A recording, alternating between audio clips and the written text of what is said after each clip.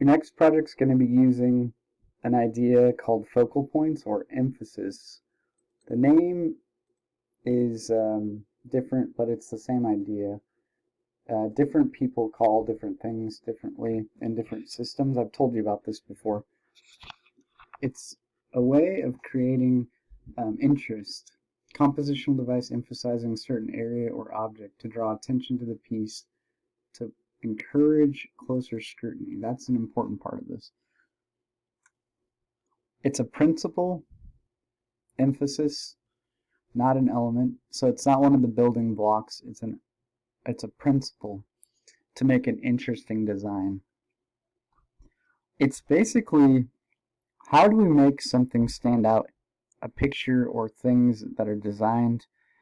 There's no guarantees, and the world now has so many pictures in it.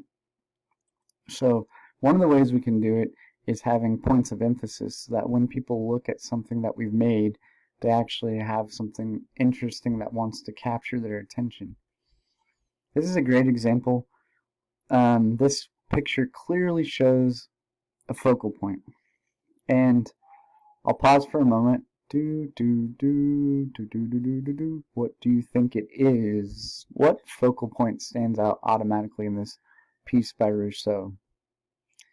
Dun dun dun dun dun dun dun dun dun dun dun dun dun. If you said the woman on the couch here, then you are correct. It is most certainly the obvious and clear focal point. Why would that be? Partially it's the color palette. She's a lot lighter than the rest of it. The rest of it feels like it's all nature, jungle related, and all of a sudden here she is. And she's also got a diagonal compared to everything else. And it's empty-ish space around her. So there's lots of different reasons. And we're going to talk about different ways that you can create emphasis in art. There's one of the ways is called contrast. So it's the way in which emphasis is created by things being opposite of each other. And this piece here, value, this word value means lightness and darkness. And the density of the lines, there's more contrast here at the middle of Giacometti's portrait. So he has more automatic focal point or energy to it that we want to pay attention to because of the contrast right there. Show you a few different examples of this here. Here's another piece. It's the funeral of Saint Bonaventura. You have this focal point here, the saint's funeral. This is the main subject of the piece. And it's actually by contrast. If you look and see, he's in bright white garb. There's a little bit of white in a few spots, but overall, there's a lot of shadow and black here. Mostly everything else is also, let's see if I can draw on here, vertical. See, even though there's a little bit of variation, they're mostly all vertical. And he has a strong diagonal going on there. Another thing, people are pointing to him, right? This is eye movement and looking at him. Psychic lines are making him stand out. So I mentioned that idea of line to tell you to explain to you that the principles work together. They're not like in isolation. We have balance, line, in this piece psychic line. Well, those things are all working as part of the elements and principles working together to make a good composition. So that's another reason why he's a focal point. But a lot of it is through contrast. He's diagonal, everything's vertical. He's bright white, mostly everything's quite a bit darker. And he's at the center of the whole thing. And he has an angularity here that's repeated a few times, so your eye goes to it as well. And on the plinth that he's on, there's an angular quality to it as well. So those are the main reasons why he's standing out in contrast compared to everything around him. This is an interesting piece that shows contrast because Here's the artist. It's a self-portrait. And he's surrounded by masks. And why would you think that this is going to stand out?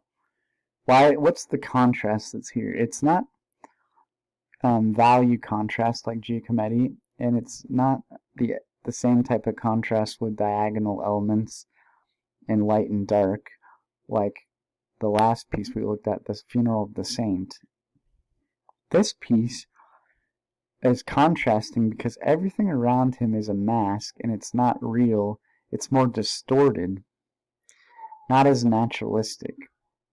And he is more real. You can especially see it here. This is a little bit higher resolution picture. So he's got more detail and realism to him, and he pops out, and these all kind of feel flat and abstract.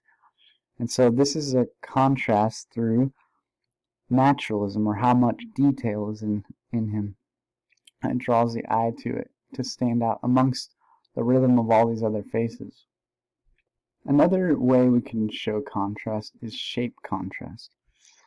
So shapes we've been working with our last balance project, and we know that those are elements of design. And contrast is a way of creating emphasis or a focal point. Focal points, I should even say. Not just one, but one main one and then some other ones that support it. This is happening through the contrast between the round and red, so color and the roundness mixed in with mostly angular, rhombus, square-ish geometric shapes. They're mostly all rectilinear and angular, and then the round one stands out. This one, because it's bright red, round, is the main one, and then secondary focal point down here, but a repetition of it. There are many other types of contrast that could come to mind, I'm sure, and we'll look at things that would still be maybe related to contrast, but are considered techniques in their own right, like scale, for example. Is obviously scale is by contrast or comparison, but it's usually considered its own type unto itself, if that makes any sense, hopefully. So, unexpected size, scale contrast. It's emphasis by scale and the contrast of it. This is by Botero. He is famous for these figures that are called actually Boteromorphs after his last name. They're always kind of like look like they've been blown up by balloons. He has famous sculptures of them and paintings. He has quite a few pieces where he redoes a famous work. There's one that you'll see later in the slideshow based on a Dutch painting that he redoes in his own style, the Boteromorph. He does this with sculptures and things too. But in this one, it's unexpected, and the scale is unexpected. These guys, this guy and this girl down here dancing, are much smaller than the band, and so it makes them the focus. What else does he do? He does little things to help you. The bass bow. That all of these people are looking at the viewer and kind of get a feeling of it, and then all of a sudden they engage us like we're watching them. And then our eye moves, and then the arm moves throughout here, and it's actually kind of a circle, so it's got good continuity to it as well. But these end up standing out because they're the middle, and they're a lot smaller. Or in a way, you could say these stand out because they're bigger, but it's the difference between them that creates an emphasis. Here's another version of scale as emphasis. This is like extreme, almost in a way. Unexpected and very large, so we can't help but focus upon this apple.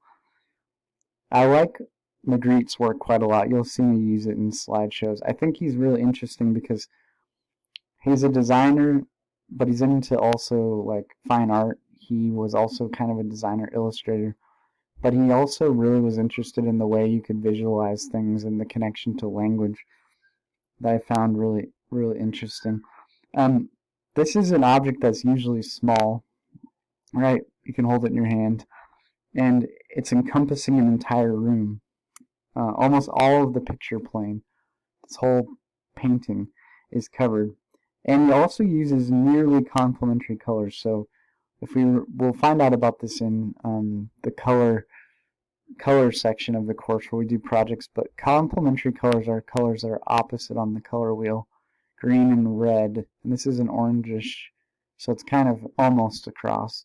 It's a reddish orange, and that makes them kind of vibrate more off of each other. Complementary means in this case like it complements it, makes it stand out more, not like complimentary like a free napkin.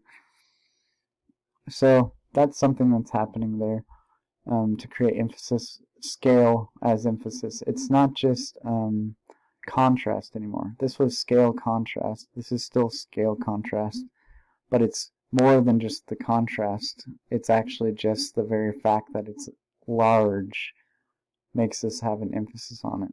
This one's going to show you what I mean a little bit further. There's something exaggerated to create a focal point. It's called scale confusion, and this would be a good example of just scale in and of itself creates a focal point. Just like this last piece. The scale of it created a focal point. Well, this one too is, there's just something in the picture, if you look at it for a little while, what you realize is much larger than it should be. And what it is actually, at first glance you might not notice, but it's this man here. Because he looks as tall almost as these guys who are standing upright, and he's on his knees. So if he stood up, he'd be out of the picture. And his arms are wide open. He's also got a value contrast because he's wearing white, right? On a pretty dark background. It's pretty bloody. This is called scale confusion, exaggeration here to create that. But there's more going on to this, and the reason why Goya uses this, because he's in the middle, and all the rifles point to him also. So there's other things. If you look at this piece, it has sort of romanticism to it. It's intense with the bloody execution, 3rd of May subject matter, but there's definitely a romanticism to it. It doesn't have like a grit to it in the same way that maybe if you literally came upon a scene like this and photographed it. It has the horror of it, but we could say pretty clearly in this, from looking at this, that Goya very much identifies and with the cause of the revolutionaries, not with the people who are doing the executing. And so his way of making this guy the focus, the martyrs, very much speaks to his position and his purposes with this. So you are going to be using, ideally, you're using design to communicate your ideas and things that you care about, and learning how to create emphasis through all these means that we've been talking about so far, and there's more to come, is going to help you communicate. And even whether you're communicating through graphic arts, painting, sculpture, there's all different formats to communicate visually, but these principles still apply. And of course this is a two-dimensional design class, so 2D especially, but scale applies to 3D too, and you know, a lot of these would apply to most any art form, photography, all of it. So how do you create emphasis through placement? This is an interesting piece by Magritte. The apple is over the face. It's where we want to see, what we want to look. All the elements are here, and its placement makes us notice it. So it's between important elements, or this hat, this man, this suit, and right on it. It's also using complementary colors, the red tie and the green, back and forth, to create color emphasis by contrast, but primarily it's through emphasis. The emphasis is created through placement. Top middle of the image, the man is in the very center, near symmetry on either side. Pretty balanced. It's almost symmetrical composition if we split a line down it, like we've been talking about with the last project, right? If we had a line straight down it, it would be almost dead on symmetrical balance, not quite. The wall's going at a little angle, but close. But yet it has a dynamism to it because of the apple covering the face. So it's very interesting how you can do create focal points through placement. This one is a little less obvious in a way at first because there's not so many elements in the placement, but it's very much happening on Christ's face is the placement. And what it is the placement of his head in relationship to the picture plane. What do I mean by that? Let's look at this real quick here. I mean that this is called this is foreshortening when something pokes out like this and makes it bigger than it should be because it's like coming directly at you. We see the wounds at the picture plane almost like we could touch them, and they lead us directly up to his face, which is the point of it. And so the people also look at his face. The placement of the different elements of people and the way in which everything's leading up there. Why would this be the point of it? Why would he place this to be the focal point? It's called mourning the dead Christ, right? So we're getting a feeling of the humanity of Christ and the mourning for him in this piece. Of course, I'm not going to make commentary about religious belief because, other people, a lot of people across the world, billions of people believe Christ to be the Messiah, God and man. But I think in this piece we're especially getting the idea of his humanity and his death and mourning, which was part of the biblical narratives as well. So there's a really interesting thing happening where this painter is using these elements and placement to give us a real sense of the point of the piece, right? And I think this just gets further into my idea that I'm trying to tell you. Learning to do this stuff is going to help you have work that people want to pay more attention to. This one is using a one-point perspective to especially draw attention to Sacré-Cœur, which is this building. It's a church in Montmartre of Paris. It's a pretty beautiful place. I've been here before. All the lines lead to the church at the back. In this piece and in this piece, they're not dead-on perfect one-point perspective. If you've ever taken drawing before, you know what I'm talking about with one-point perspective. But basically, it's a system that was developed in the Renaissance where things diminish and converge when they go back into space, so they get smaller, like these people, and things converge. Like if you've ever looked at down a railroad track in a flat straightaway, how eventually if it was going on the horizon, it disappears into a point or a road. That's the idea of one-point perspective. And this one's using that point that everything's drawn to put the dome of Sacré-Cœur at the back, which is also brighter than a lot of it and kind of has empty space. So that's also helping with it. It's pretty subtle. So it feels like not as obvious as maybe the apple over the face is like really obvious, but it's still working that way. And so I guess it's interesting to show you, I think it's interesting, maybe you don't, that you could use placement in different ways. They don't have to all be as intensely obvious maybe as Magritte. He's a little bit like a pun in a way compared to a subtle satirical joke that has more subtlety to it. Okay? So I want to show you this real quick to show you that a lot of the times these things work in unison or in conjunction with each other. This photograph by Jeff Wall looks like a regular snapshot in a way, and it kind of is, but he's a pretty famous photographer for a lot of reasons. He's using a lot of these in one piece. So it's dark on a light background. This tree is the focal point. There's a lot of contrast. It's in the center of the whole composition, so all the kind of elements they're around it. It's also an irregular shape compared to mostly normalish shapes. It's kind of awkward, and that gives you shape, contrast, placement, all in one piece. So I think it's important to see that sometimes these will somewhat work together. They won't just be one thing, but I think when you're doing your project that you're going to look at the project sheet, you want to make sure you're making it obvious which technique you're using. This is an interesting idea, is isolation. The doctor on the far left is the focal point, as well as this.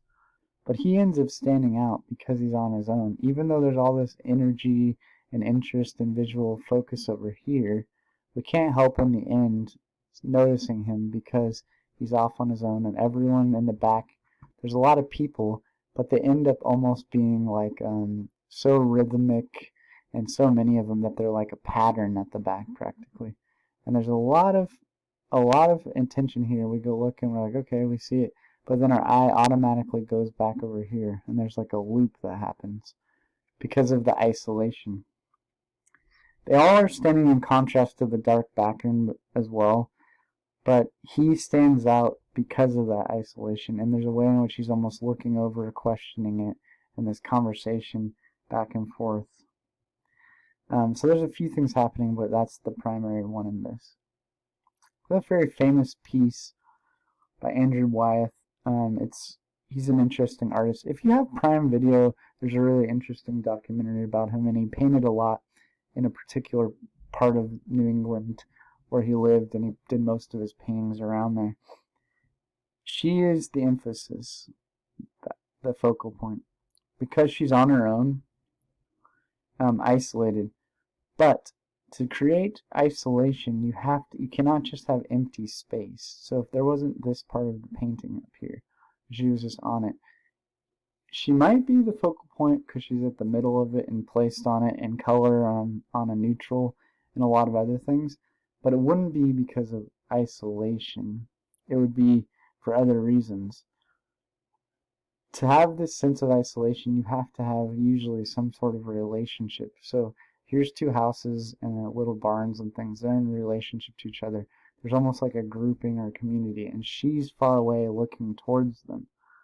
So here, there's a grouping, and he's off on his own. If you don't have the grouping or some kind of psychic connection between the things, the people, or whatever object it is and whatever it's going towards, then it doesn't work as isolation. It's sort of a nuanced thing. And we notice here, same thing. This is happening for this guy to be the focal point.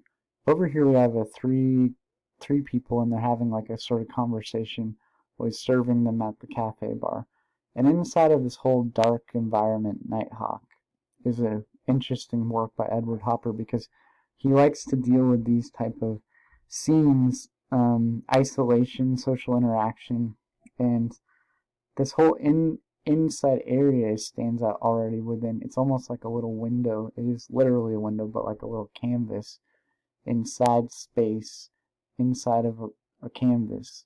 Because all of this is framing it dark outside, empty, and then we already have isolation.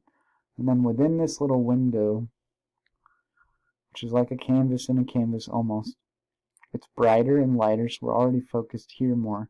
And then we have within it another sense of isolation, one guy and a grouping of three people. So it makes a really interesting piece, and I think he definitely achieves his goal to create this sort of feeling of isolation and sort of loneliness, and it has a bunch of other kind of emotions that it evokes, I think, as a piece. Absence of a focal point. It's called different names. One of them is all-over composition. And our previous project, we talked about crystallographic balance. It's related to that as well. This is a classic piece of it. It's not necessary to have a definite focal point to create a successful design. This is exactly the opposite of that. It's 100 exact repetitions of the same image. There's no point where there's a relief, basically, in this piece. That is the point of the piece. You can't really find an empty space where there's relief for your eye, like over here. It's all over. It's like crystallographic would be like, it's almost like a crystal grows, right? And that's kind of like the point of this piece, actually. The repetition of commerce, the stacking of things, the daily mundaneness of soup cans. And also that it's connected to culture, pop culture, everywhere in popular culture. He's elevating that to fine art, right? Andy Warhol, one of the main progenitors of pop. So it's an intention in his design to do this, to create your eye can't rest to talk about something like this. Lee Krasner, from a little bit earlier than 62, but not much earlier, she was the wife of Jackson Pollock. This is also creating an absence of focal point, and they're doing it for different reasons. Jackson Pollock also doing this. The entire surface of the composition is emphasized in this. So there's similar shapes and textures repeated throughout. Not exact repetition like Warhol, but enough of it throughout it to keep your eye moving all around. Like an ambiguous visual environment. It's kind of got a puzzling quality to it. It's got a pretty even spread of dark and light. There's no exact starting point and no real climax. If you think about these pieces like a story, it's easier to think of a story when you look at representational imagery of people, but you kind of could create a story here, right? Underlying iconography of the image, like a reading a text. These people are on a date, or they're with each other, they're getting a cup of coffee late at night after the theater, this guy's alone for some other reason. She has some kind of longing or feeling of like she's disconnected from these houses. You know, these ones are pretty easy to tell. This is much harder to tell a story, but we could have some kind of idea of regular life in a city like in Canada with big mountains, and someone took a shot outside their house and create some of this type of an idea of a story. It's a little bit less obvious maybe than some of the ones where we have particular people, but it's another way to think about any of these has that type of idea you could use as an interpretation of art. We talked about this early in the course. Well, when there's an absence of a focal point, there's not sort of that feeling of a starting point, something you're reading, and your ending. You can't really read the image all over in different order. It's like a no hierarchy, which creates another sort of place. And this is about painting in a certain way, about painting, about surface, about texture, about the canvas, about the paint, which to a lot of people, art for art's sake in this era, they don't like it at all. But I think there's interesting things about it. So in this project, you're going to be using collage to create compositions with a focal point. The collage is an artistic composition made of various pieces. You could do it with paper, cloth, wood, etc. But you're going to be doing pictures from magazines to do this. You're not doing it like this. I say you're not painting on the piece or adding other pigments. You're only using found photographs. You're not using colored paper to paint and basically make a painting with colored paper and text. You're cutting out the imagery and attaching it together to create a collage. Make this really clear to you so you really understand it. You're not painting with the paper or painting on it and then adding paper and just using the colors of the paper. You are doing it like this one over here. I'm making it really clear because every time I get people misunderstanding this idea. This is imagery that's cut out and attached and glued together, intact imagery, not making your own imagery through paint and paper. Okay? That's an important part of this. Why is that? Because I think it's good to try different mediums and also to use the idea of found imagery you couldn't just create because someone else already created it, / you're not going to go out and photograph 100 things and put it together. It has its own vibe to it. I'm going to post a video in the module of this artist. I like her work quite a bit, Kirsten Stephan. I don't like all of it, but I like a lot of her stuff that she has. She's not super like famous or well known in the contemporary art world, but more of somebody who is well known through maybe like online or other sources. But I like this piece because she purposely using the white of the paper, well this case a book, to make it like this woman's wiping away her face with the makeup. But this brings up a really important point also at the same time. I don't want you to show a bunch of white on your paper. You need to figure out a way to have a background of some sort. It can be a scene or empty scene from another picture or magazine, but if you do all of these things with just a big white space all around it, it won't be successful. So you do not want to use a bunch of white paper unless you're doing it like she is, very intentionally, and then it makes a lot of sense and it becomes interesting. So you want to start by gathering images and materials from magazines, newspapers. You can print imagery out from online or your own stock if you wish, and you want to cut them out nicely and cleanly. See how the edges are very clean here? Then you're going to want to play with them and think about juxtapositions. What do I mean by juxtapositions? The way things almost vibrate off each other. A glove with a woman and a deer. You can move the images around and place them near each other and play with how they interact on the page. So you decide on your composition, and then you're going to glue them down. At this stage right here, when you have a composition, I want you to take pictures of them, and that's what you're going to post in the in-progress discussion so we can look and see what you got before you glue them down. If you make a mistake, don't despair. You could cut them out, the pieces out, and reassemble them.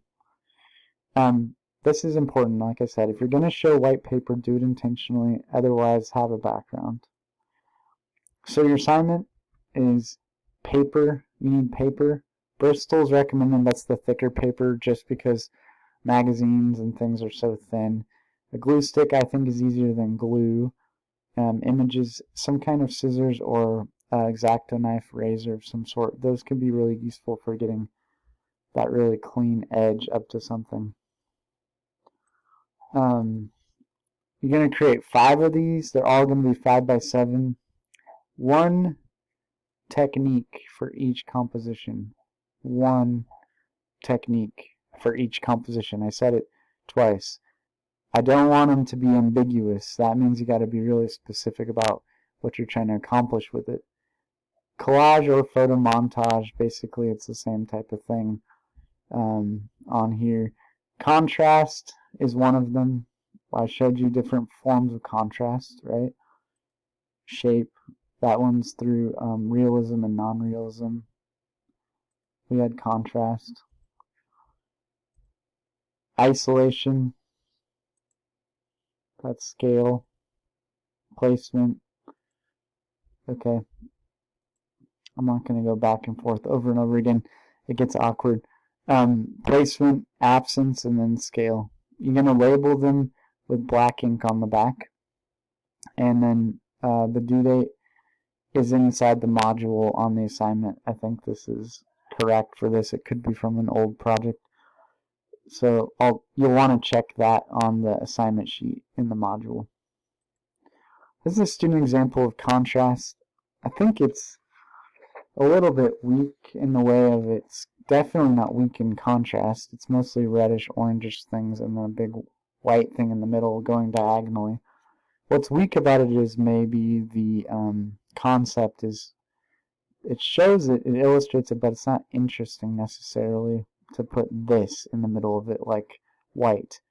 It works really well beside that. I think it needed something else to be the contrasting color that's not just a big white blur.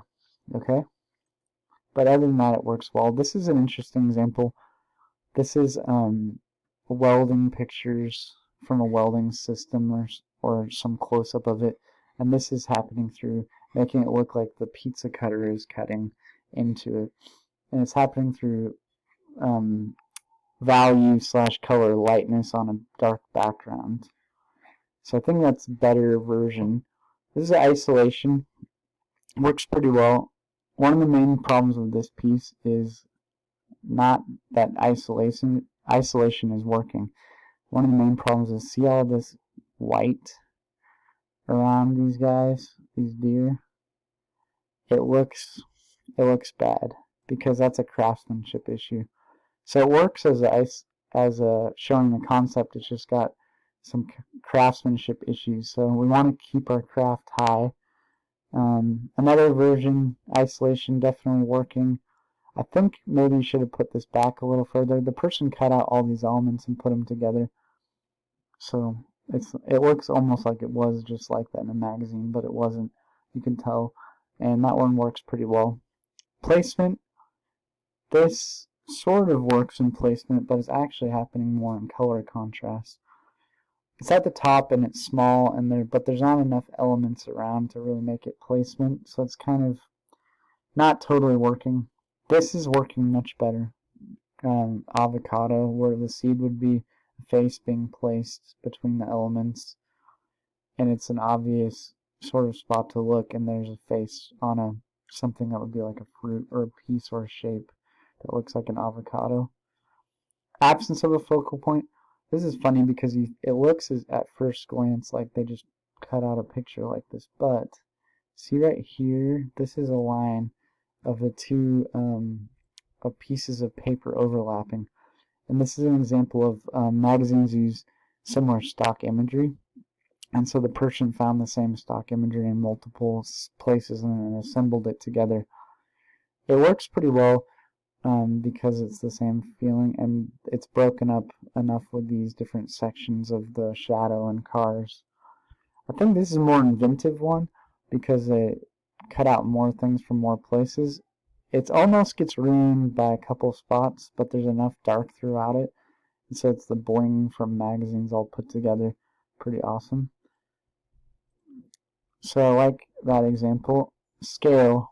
This is a good piece. Definitely shows scale. Someone standing out of the back. They use an interesting background. I think almost it's kind of lacking in an interesting creative juxtaposition. It kind of like, okay, well, it's scale. Family photo and someone busting into it. There may have been something else she could have put here. He or she, I think the girl who made this, I remember, she put this here. Could have maybe been something more interesting interaction between the two, but it definitely works. It's good. This is more inventive and has a bit more of a comedy to it. Giant watermelon, Magritte filling on top of that platter.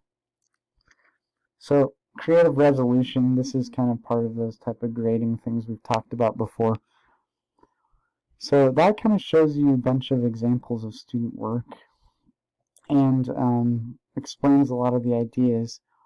I think I want you to, for sure, look at the assignment sheet and go back and watch that video that I'm going to post there, because that'll help you kind of think about how people do collage. And I'll also post some other videos about making collages as well. Hi class, I just wanted to show you a couple student examples here of contrast and a few other ones that I have live with me. This is one that is interesting contrast piece. It's got like a hologram on it.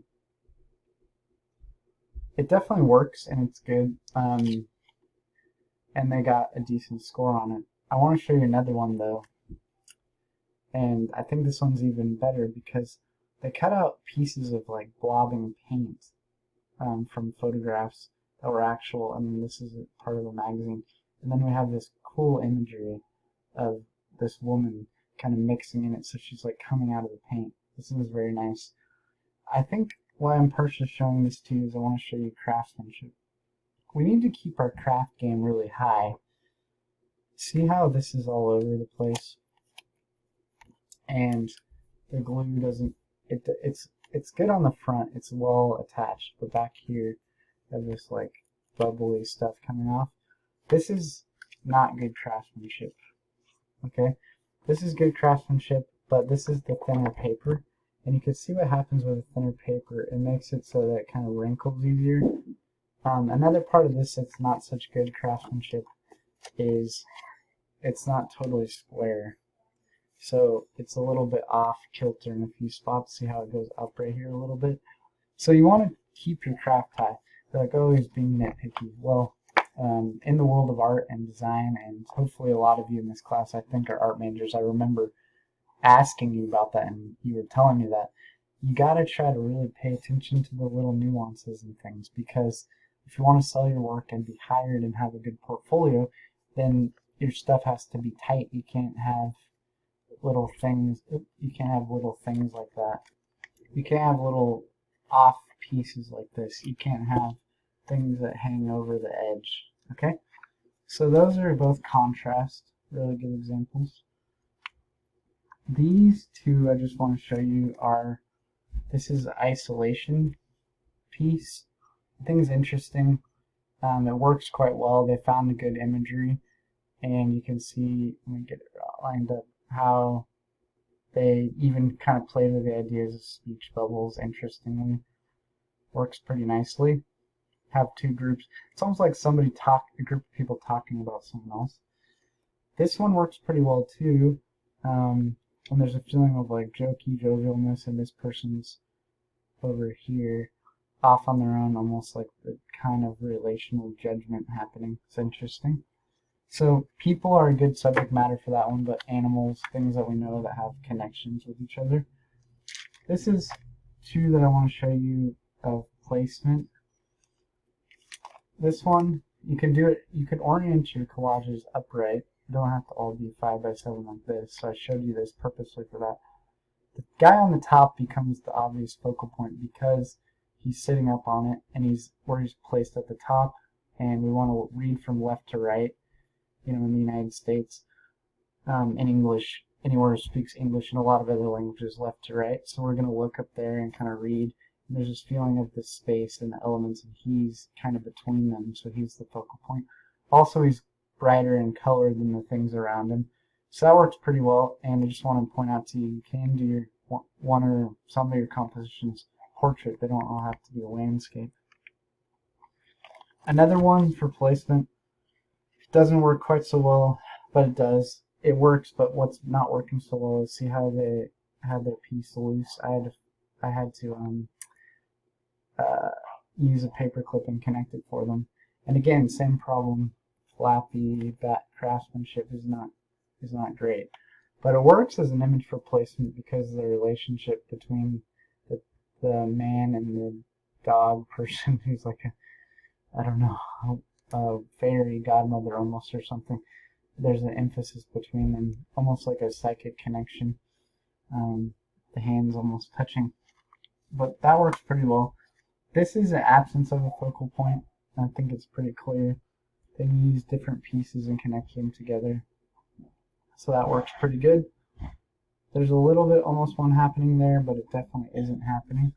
This one is very interesting because I want to show this one to you because they used it by cutting out pieces of different imagery they found, and it's got a rhythm throughout it of all the things, and so that creates nice focal absence of focal point without finding an image exactly like that. Because of the spread of the colors, it almost kind of becomes a focal point right here, but it's just barely not because of enough of the orange around. What a good way to do this is close your eyes, and then if you have your composition, close your eyes and then look at it and look down and see what immediately comes to mind.